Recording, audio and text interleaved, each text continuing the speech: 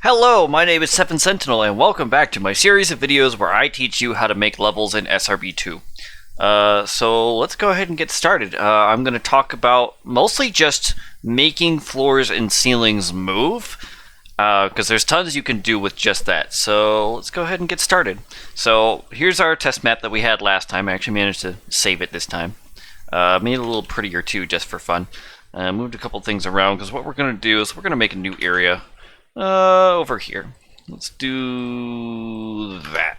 And then we're gonna make another area. How about kind of like this? That'll be good enough to start. So we have our lovely little octagon-shaped room. So we're gonna start by just making a floating platform. Very easy. You already know how to do it if you watched the last video. If you didn't watch the last video, here's your review, I guess. Let's turn highlight back on. So we're going to, of course, need our triangle. We're going to set that to action, not 41, but 100, which is a solid opaque FOF that casts a shadow. We can leave that alone. Let's see, let's give it a new tag. Guess we haven't used 3 yet. Give our sector tag of 3. Let's see, let's make our floor 0 and our ceiling 64. So immediately you can understand that this is not done because it doesn't even float. We can make it float if we want, and we can also decrease the brightness to make sure it has a shadow, but we're not worried about that right now. What we're worried about is making it move. And then later I'm going to teach you a trick to make it pretty. So here's our platform. We can move it wherever we want, of course. We're going to leave it just on the floor right now. And we're going to get out a very special trick. Where is this?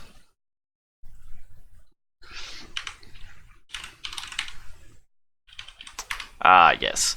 Line def type 53, which is continuous floor and ceiling mover.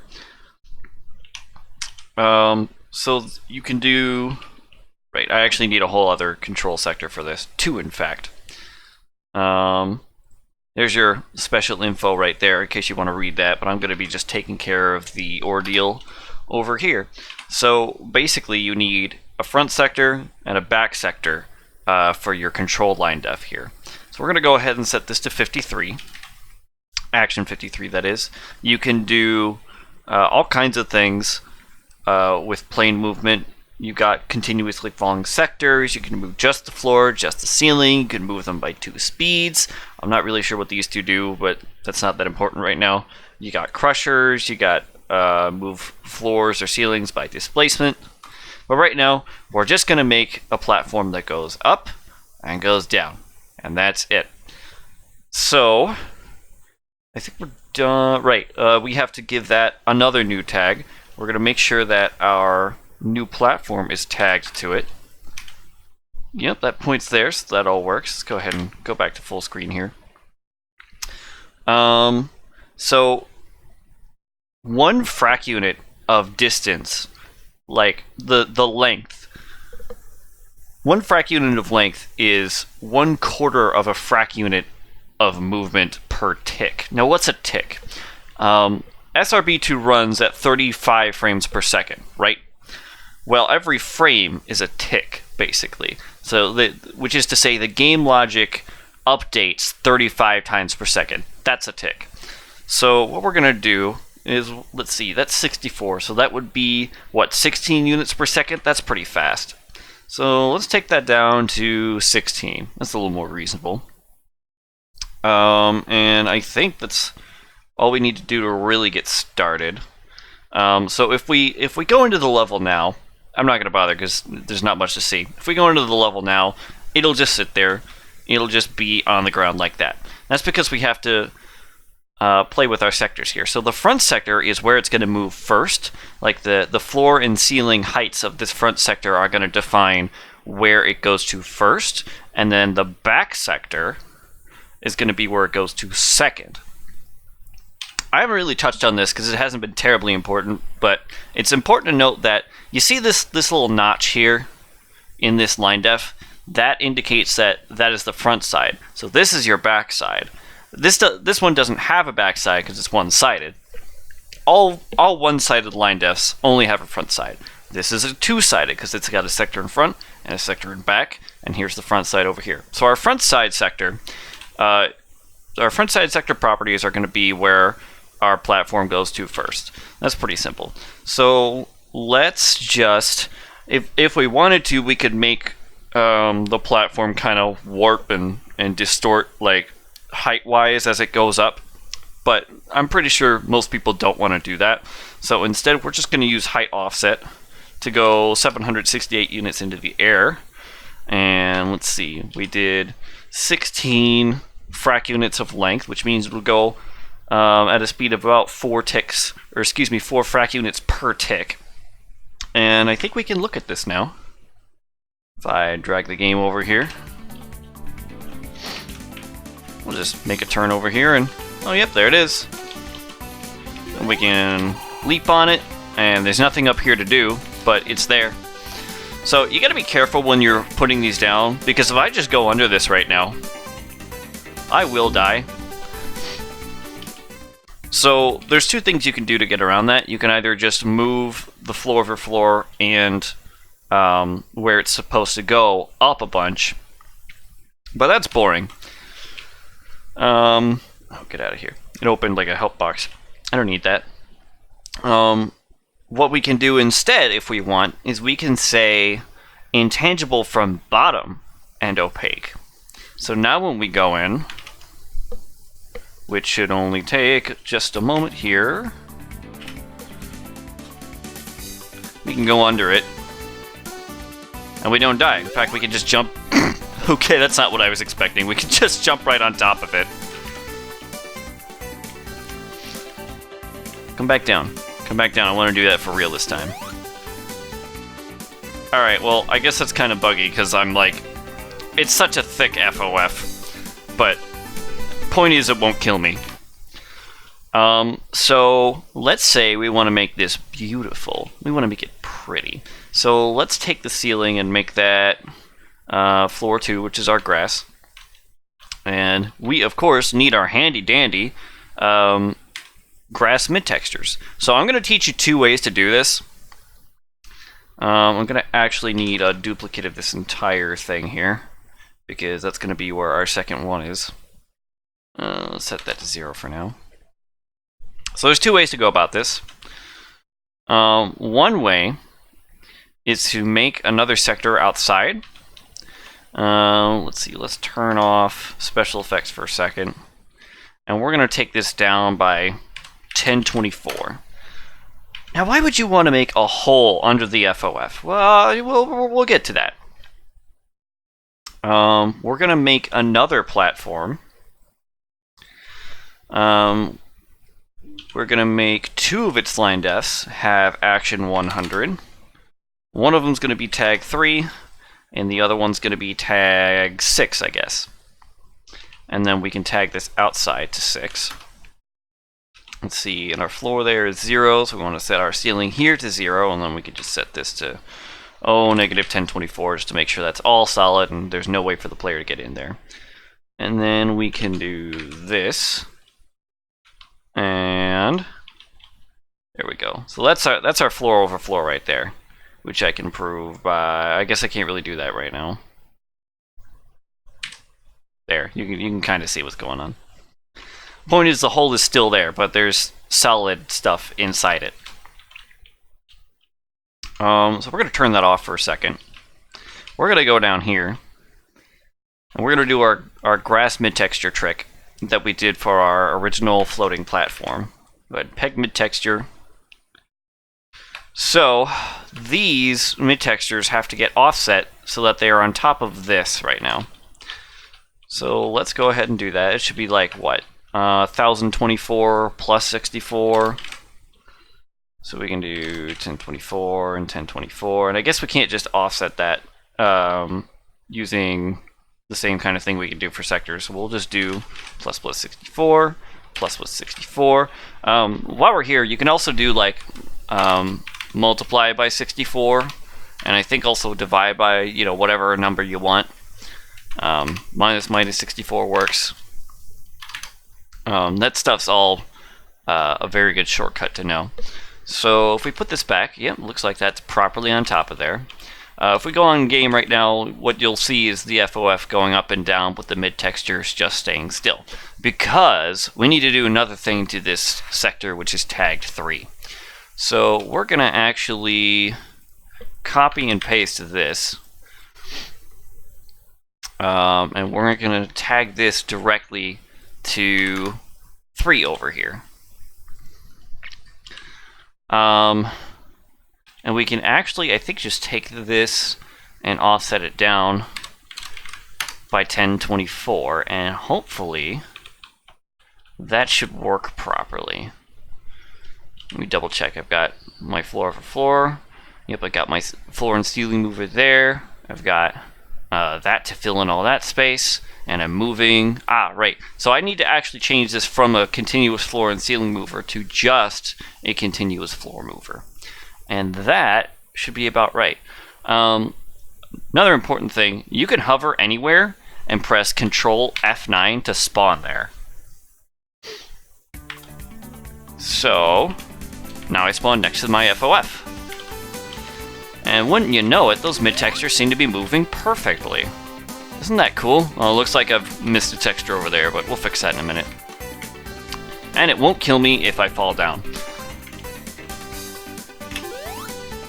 I guess you really shouldn't do that to FOFs this thick. You should probably just, you know, make the FOF not quite as thick, or, you know, put it higher up in the air. But again, we're not worried about that right now. So that's one way to do it. The advantage of doing it this way is that you can basically make your FOF move pretty much as fast as you want, within reason. And the mid-textures will stay right there on it. Watch. The camera shall do a stupid thing. Oh, hey. That might be too fast. Yeah, okay, so maybe don't make it that fast. But you get the point. So the other thing we can do is let's grab a copy of this control sector, because we're going to need basically the exact same one. In fact, we're going to need this as well. Let's give this a new tag. How about 7? That's a good number. This is also going to be 7. And then this is going to be 8. This is going to be 8. So essentially we're back to just having our one FOF again. We're going to do a thing where we make it 2 FOFs. What we're going to do is make a floor over floor just for our grass, which will make sense in a minute. So we're going to go into our actions here. We want FOF intangible sides only, number 222, which is also a good number. So this will not render the floor or ceiling. It'll only render this middle texture you set here. Let's see, I believe that needs to be tag 7, right? Okay, yep. Let's tag 7. And that's tag 7. And that's correct. And okay, so this is going to need another new tag. Let's go ahead and put that into 9, because why not? Let's also make this tag 9. Right, so now all we have to do is make all of these sectors only 16 tall, because our mid texture, as you can see, is only 16 pixels tall. So these are all 64 height. So 64 minus 16 is 48. So we're actually going to take this, all these down, minus 48. Double check that I did that correctly. Except I don't think I did. Well, I did these correctly. So I just need to set this to 0 and 16. Then we're going to actually need to take these up by 64 so that it will rest on top of our FOF. Did I do this right? Intangible sides only.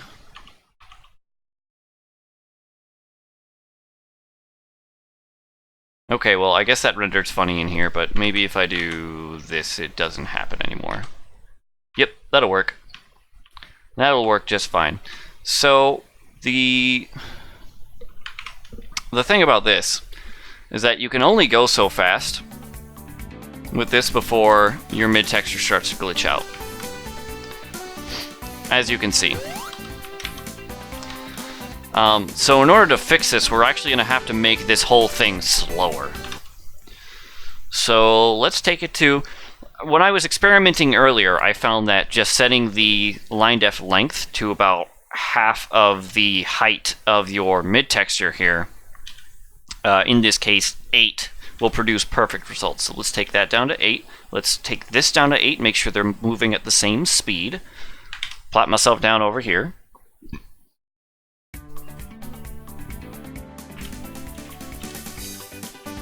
So we have a fast one over there, and we have a slower one that will eventually come back down over here.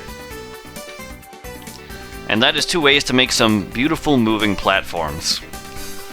You can of course apply this to any sector you want.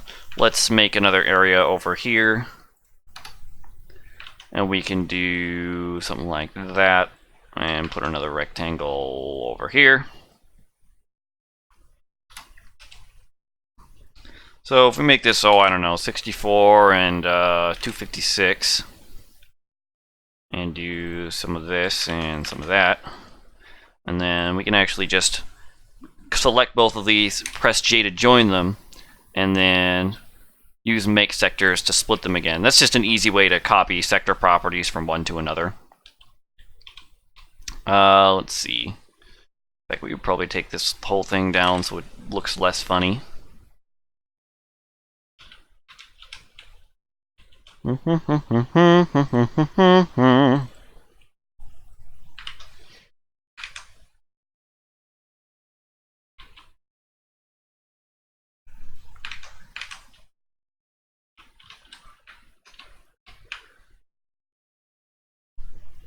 Neat. And then we can use our height offset and do this.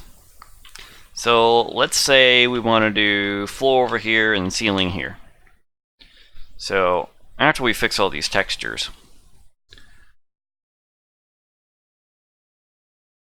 oh right. So an important thing to know is that you can only put textures on walls. You cannot put flats on walls, but you can put flats or textures on floors. Hopefully we just won't have to worry about that in the future, because I think we're eventually going to switch to all PNG format, but right now that's all you need to know. So let's say we want to move the floor here, we want to move the ceiling here. Let's make ourselves some control sectors. And let's nerf that a little bit, move it a little bit closer, copy paste over here. We're going to give this a new tag, which can be 10. We're going to give this a new tag, which can be 11. This is going to be tag 10. And let's see. Action 54 is continuous floor mover. And I'm guessing action 55 is going to be continuous ceiling mover. So on the front, let's put our existing things here, which is 256 and 64, and then our ceiling's going to stay 256. So just for simplicity's sake and trying to remember, how all this works, we're going to set that to 256 as well, and then our floor to 128. Sure, why not? Yeah, that should be fine. And then over here, we're going to do where our ceiling is 448 and our floor is 256. That's going to be where it goes to first. And then our floor is going to stay 256. So let's go ahead and move that there. And then we want to take this down like that. And that should just work.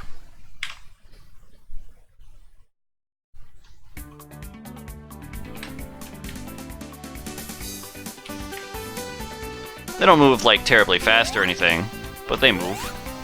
You can kind of get from one to the other there. This is how the lava wave in Red Volcano Zone is done, actually. because how that's done is the lava floor over floors are sloped, and then the slope control sectors kind of move up and down in sync.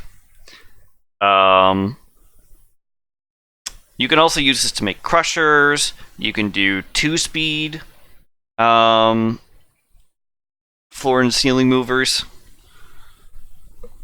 which we can take a look at over here. Basically, the only difference there is that the the X and Y distance, where this is X and this is Y, gives you two different things for there. So your X distance is your speed when moving to your front sector. Your Y distance is your speed when moving to your back sector. So if you want, you can kind of make a crusher that rises slowly and then falls back down really quick. That's real simple. I mean, if I wanted it to move,